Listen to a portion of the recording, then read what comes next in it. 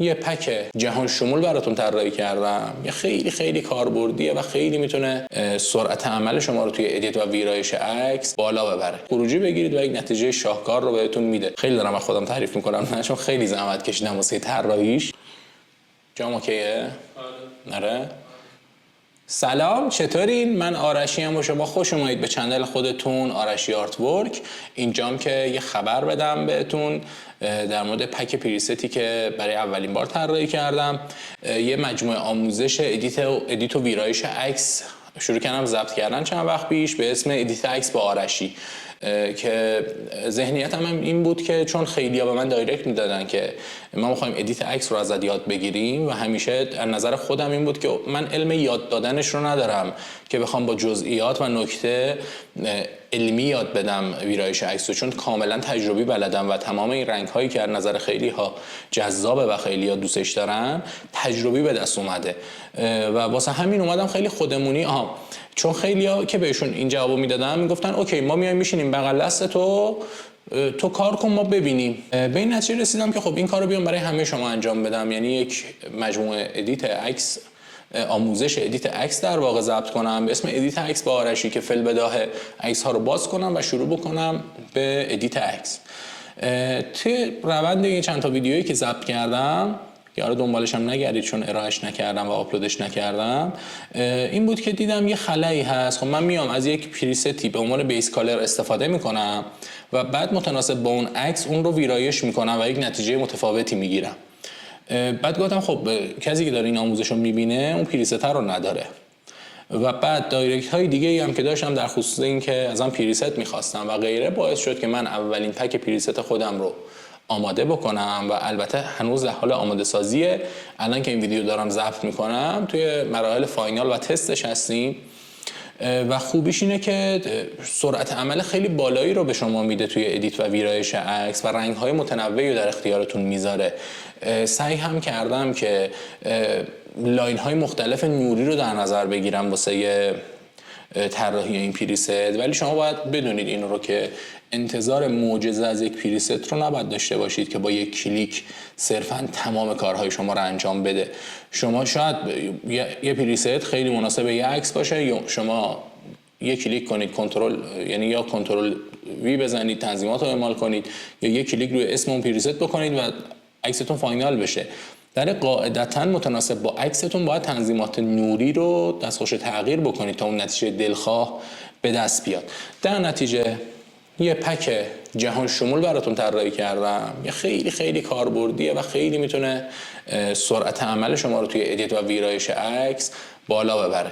در کنار این پک پریست اومدم یه پک طراحی اسلاید شو هم در نظر گرفتم که طرح‌های متنوع و جذابی داره که وقتی سر مراسم اگر میرید واسه طراحی اسلاید شو دیگه نگران طراحی نباشین و سرعت عمل خیلی بالاتری بهتون بده توی خروجی گرفتن. کافیه عکس ها رو رنگ بدید و توی قالب‌های آماده‌ای که براتون درست کردم بذارید، خروجی بگیرید و یک نتیجه شاهکار رو بهتون میده. خیلی دارم از خودم تعریف میکنم نه چون خیلی زحمت کشیدم واسه طراحیش و بعد از این هم احتمالاً یه پک آلبوم رو آماده کردم که حالا یا این سه تا محصول یا با هم میان یا بعد از اینا یه پک طراحی آلبوم هست که در اختیارتون میذارم که اونم به شدت میتونه سرعتتون رو بالاتر ببره. طراحی مینیمال و جذابی داره، یه سبک اروپایی کلا طراحی شده و کاملا لایه باز هست، دستتون باز توی تغییرات بخواید اعمالش بکنید و همین.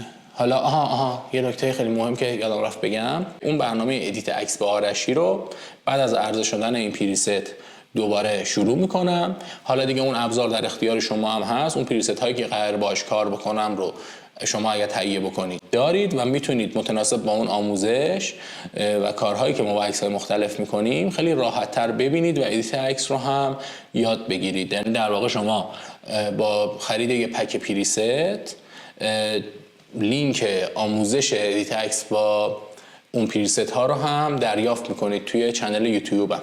و اینکه اگر شما فقط مخاطب و دنبال کننده چنل یوتیوب من هستید و پیج اینستاگرام هم رو ندارید، به همین اسم آرشی آرت ورک یا خود آیدی arashi.artwork میتونید سرچ کنید، پیج اینستاگرام من رو هم فالو بکنید، چون اون لانچ کردن این پک پریست توی اینستاگرام هم انجام میشه و نحوه سفارش و غیره هم اونجا اعلام میشه. اگر هر سوالی هم داشتید یا هر نکته‌ای راجع به پک پریست داشتید میتونید زیر همین ویدیو واسم کامنت بذارید یا توی پیج اینستاگرام هم دایرکت بدید بهم. مخلصم. تموم شد؟ تموم میشه. همینو برم این ور ایدیت کنم. خداحافظ.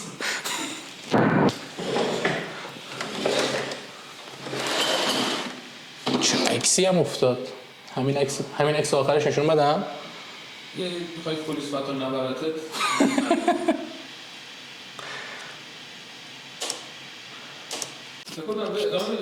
چی بگم؟ همونو نشون بدم؟ نه این قابل پخش بود. از اونجا نکته‌ای نداری برای هوادارات؟ هوادارام؟ حالا کاش دونه اینا به شما هم میدادم، صدای شما نمیفته. نداره. اگه پیامی توقعی پول علی آقا رو بزنید. آره حالا بذار الان واقعا اینا رو پریست روی شبم بذارم روی اینا. پریست شبم برای بچه‌ها اضافه کنم، یعنی یه سری عکسایی که توی نور کم و مثلا ایزوی مثلا پایین و اینا. ببین احتمالاً حالا واقعا داری ضبط می‌کنی؟ یه داستانی داره. اون آپشن دینویس کردن فتوشاپ روی سیستم‌های مک خیلی سریع اعمال میشه. خب من اکثر پریست‌ها رو هم دارم با سیستم ویندوز و ایسوس طراحی میکنم هم با مک. احتمالاً یه لاینی بذارم اونایی که آپشن دینویس روش روشنه یه مثلا پریست فور مک بزنم بدونن که اونو فقط با مک میتونن استفاده کنن، چون احتمالاً اگر روی ویندوز یکی اون پریست رو اعمال کنه یه ساعت طول بکشه اعمال شدنش.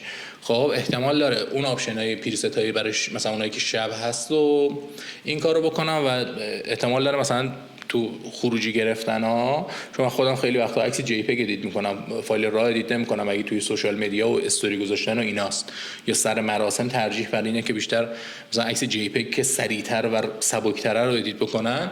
یه بخشی از پریست رو هم مخصوص جی پی و را مجزا بکنم توی در ادامه جمع‌بندی کامل پریست قبل از ارائه.